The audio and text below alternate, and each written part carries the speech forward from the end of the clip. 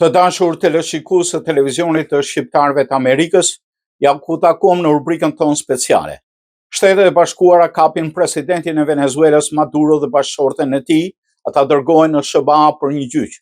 Shtetet e Bashkuara kapën presidentin e Venezuelës Nicolas Maduro dhe e nxorën nga vendi me avion në një operacion të jashtëzakonshëm gjatë natës, i shoqëruar me një seri sulmesh pas një muaji presioni në rritje nga administrata Trump ndaj këtij vendi të pasur me naftë në Amerikën e Jugut. Shtetet e Bashkuara po vendos për hapat e ardhshëm për Venezuelën ta presidenti Donald Trump të shtunën në Fox News duke shtuar do të përfshihemi më shumë në këtë. Prokuroria e përgjithshme e Shteteve të Bashkuara, Pam Bondi, tha se Maduro dhe bashkëshortja e tij do të përballen me akuza pas një akt akuze në New York. Bondi u zotua në një postim në rrjetet sociale se çifti do përballet së shpejti me gjithë peshën e drejtësisë amerikane në tokën amerikane dhe gjykatat amerikane. Veprimi tronditës ushtarak amerikan që nxori nga pushteti udhëheqësin në detyrë të një shteti, kujtoi pushtimin amerikan të Panamas që çoi në dorëzime dhe kapjen e udhëheqësit të saj Manuel Antonio Noriega në vitin 1990, pikërisht 36 vjet më parë këtë të shtunë. Dhe vetë sulmi zgjati më pak se 30 minuta dhe shpërthimet të paktën 7 i shtyn njerëzit të dalin në rrugë, ndërsa të tjerë përdorën rrjetet sociale për të raportuar atë që pan dhe që dëgjuan. Nuk dihet nëse pati të vdekur apo të plagosur nga asnjëra palë. Trump tha se gjatë operacionit Venezuelë një helikopter godit dhe disa pjesëtar amerikanë u plagosën, por sipas tij ai beson se asnjë prej tyre nuk u vra. Disa djem u goditën, po u kthyen dhe supozohet se janë në gjendje mjaft të mirë, tha ai. Ai shtoi se Shtetet e Bashkuara nuk humbën asnjë mjet ajror gjatë operacionit. I morëm të gjitha mjetet mbrapsht, njëri prej tyre godit mjaft rënd një helikopter, po u rikthyen, tha ai. Duhet ta bënim sepse është luftë, shtoi ai disa çaste më vonë. Shtetet e Bashkuara nuk e njeh jurisdiksionin e gjykatës penale ndërkombëtare dhe implikimet ligjore të sulmit sipas ligjit amerikan nuk ishin me njëherë të qarta. Administrata Trump këmbgul se Maduro nuk është udhëheqësi legjitim i Venezuelës dhe pretendon se e ka shndruar në thelb Venezuelën në një ndërmarrje kriminale në shërbim të trafikantëve të drogës dhe grupeve terroriste. Sipas ligjit, zëvendëspresidentja Delcy Rodriguez duhet të marrë pushtetin, por nuk kishte konfirmim se kjo ka ndodhur akoma. Qeveria e Maduros akuzoi Shtetet e Bashkuara për një sulm imperialist ndaj objekteve civile dhe ushtarake dhe u bëri thirrje qytetarëve të dalin në rrugë. Sulmi tronditës dhe kapja e paprecedente një presidenti në detyrë vijnë pas muajsh presioni intensiv nga Shtetet e Bashkuara ndaj Venezuelës. Që nga shtatori, Marina Amerikane ka grumbulluar një flotë të madhe pranë brigjeve venezueliane dhe ka kryer sulme ajrore kundër anije të dyshuar për trafik drogë në Karajibet dhe në Paqësor, si dhe ka sekuestruar cisterna venezueliane të naftës. Të paktën 110 persona janë vrarë në sulmet ndaj anijeve të cilat grupet e drejtave njerëzit thonë se mund të përbëjnë edhe krime lufte.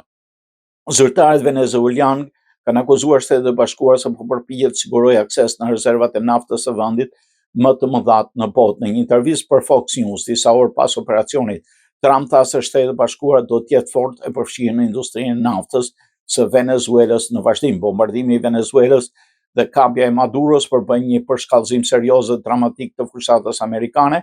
Ardhmja e regjimit të qeverisë së Venezuelës mbetet e paqartë, e ardhmja e regjimit ende nuk dihet. Që kur Trump mori detyrën për mandatin e tij të dytë, ai ka vënë Maduron drejt për drejt në shënjesër duke ndjekur një fushat presioni maksimal kundër regjimit venezuelian.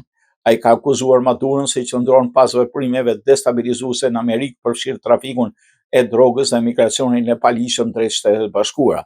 Në korrik SBA shpalli një shpërbim prej $50 milion për kapjen e Maduros, duke akuzuar si një nga trafikantët më të mëdhenj të drogës në botë.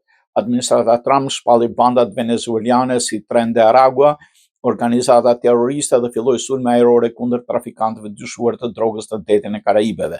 Së shpejti Shtetet e Bashkuara nisën të sekuestronin edhe cisternat venezueliane dhe rritën praninë e tyre ushtarake në ujërat pranë vendit të Amerikës së Jugut. Trump ka flirtuar hapur me idenë e ndryshimit të regjimit në Venezuelë. Në fund të nëntorit ai dha Maduros një ultimatum për të hequr dorë nga pushteti duke i ofruar dalje të sigurt nga vendi. Maduro refuzoi ofertën duke u thënë mbështetëse se nuk donte një paqe sklavi. duke akuzuar Shtetet e Bashkuara se synon të kontrollojë rezervat e naftës së vendit të tij.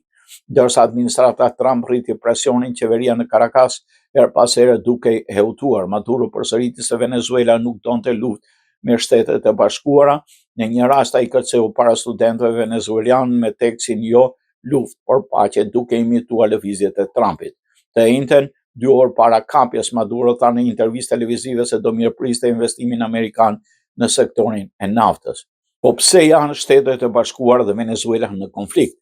Marrëdhëniet mes Shteteve të Bashkuara dhe Venezuelës janë të tensionuara që prej ardhes në pushtet të Hugo Chavez në vitin 1999, i vetë shpallur socialist dhe anti-imperialist, Chavez e zemëroi Shtetet e Bashkuara në kundërshtimin e tij ndaj pushtimeve të Afganistanit dhe Irakut, si dhe aleancat me vende si Kuba dhe Irani.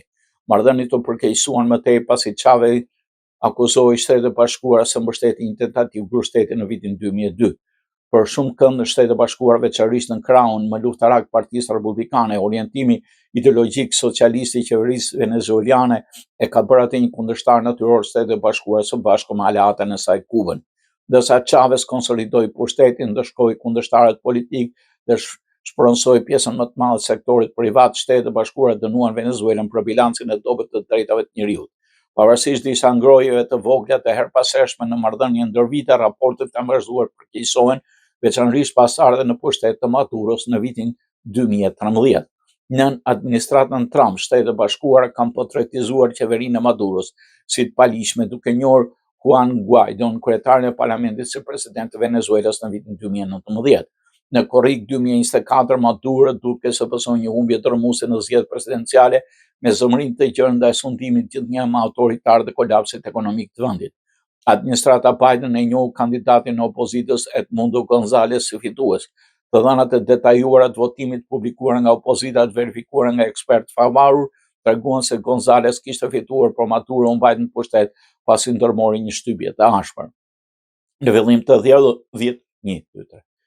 Në fillim të dhjetorit, administrata Trump publikoi atë që quajti Korollari Trump, sipas së cilit hemisfera perëndimore duhet të kontrollohet nga Shtetet e Bashkuara politikisht, ekonomikisht, tregtarisht dhe ushtarakisht. Si pjesë e kësaj doktrine të re, ushtria amerikane mund të përdoret për siguruar akses në burime energjetike në minerale në rajon. Por kush është Nicolas Maduro dhe pse e kapi atë Trump? Maduro është presidenti i Venezuelës që nga viti 2013 ish shofer autobusi. Ai u ngrit në skenë nën Chavezin, duke shërbyer si ministër i jashtëm para se të bëhej president pas vdekjes së Chavezit. Sundimi i Maduros konsiderohet diktatorial në OKB që vlerëson në vitin 2019 se më shumë se 20.000 venezuelianë u vranë me ekzekutime jashtëgjyqësore. Institucioni kyçesi gjyqësori është dobësuar, sundimi i ligjit është përkeqësuar, marrëdhëniet me Shtetet e Bashkuara gjithashtu janë përkeqësuar gjatë sundimit të tij. Gjatë muajve të fundit, Trump ka kërkuar vazhdimisht rrëzimin e Maduros, duke akuzuar se po dërgon drogë dhe kriminal në Shtetet e Bashkuara, një pretendim për cilin ekspertët thonë se mungojnë provat. Pavarësisht muajve të retorikës në rritje, kapja e presidentit në detyrë të shtunën erdhi pa paremërim dhe autoritetet venezuelane duket se u kapan befasi nga operacioni i guximshëm. Por çfarë do të ndodhë tani? Ardhmja është e paqartë. Ministri i Mbrojtjes së Venezuelës është zotuar të vazhdojë luftën dhe u ka bërë thirrje qytetarëve të bashkohen për të rezistuar pushtimit të huaj, duke quajtur rezistencën ndaj Shtetit të Bashkuara një luftë për liri. Megjithatë, Maduro është kapur, institucionet e ushtrisë së Venezuelës duket se mbetën pa prekura.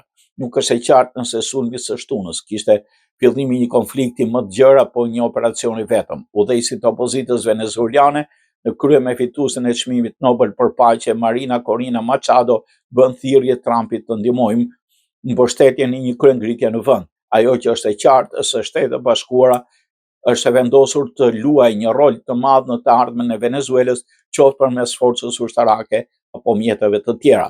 Trump tha të shtunën se do të jetë Shtetet e Bashkuara ajo që do marrë vendimet për hapat e ardhshëm për Venezuelën. Të dashur teleshikues të televizionit të shqiptarëve të Amerikës, ne këtu i dham fund rubrikës sonë speciale. Miru takofshim.